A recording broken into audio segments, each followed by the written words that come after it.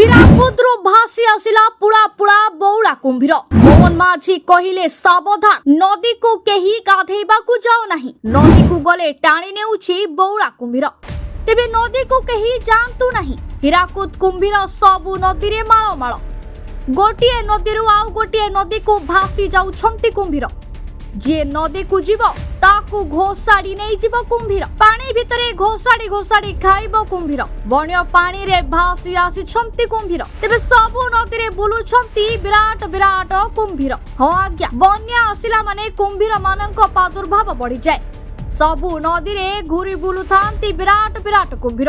ଆଉ ଏବେ ଯେତେବେଳେ ହୀରାକୁଦ ପାଣି ଛାଡିଛି ସେଥିରେ ବି ଭାସି ଆସିଛନ୍ତି ଅନେକ କୁମ୍ଭୀର। ଥରେ ଏହି ଦୃଶ୍ୟକୁ ଦେଖନ୍ତୁ।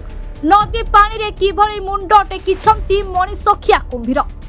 ପାଣି ଭିତରେ ଘୋଷାଡ଼ି ଖାଇଯିବ। ସୂଚନା ଅନୁସାରେ ଏବେ ହୀରାକୁଦ ପାଣି ଛାଡିଛି। ସବୁ ନଦୀ ଗୁଡିକ ଫୁଲିବାରେ ଲାଗିଲାଣି। କିଛି କୁମ୍ଭୀର ହୀରାକୁଦର ବନ୍ୟା ଜଳରେ ବି ଭାସି ଆସିଛନ୍ତି। ଏହିଭଳି ବନ୍ୟା ସମୟରେ କୁମ୍ଭୀର ମାନଙ୍କ ମୁହାଣରେ ଲୋକେ ଶିକାର ହୋଇଛନ୍ତି। ବନ୍ୟା ପାଣି ବଢିଗଲେ ଭିତରକନିକାରୁ ବି କୁମ୍ଭୀର ମାନେ ଶାଖା ନଦୀକୁ ଆସିଯାଆନ୍ତି।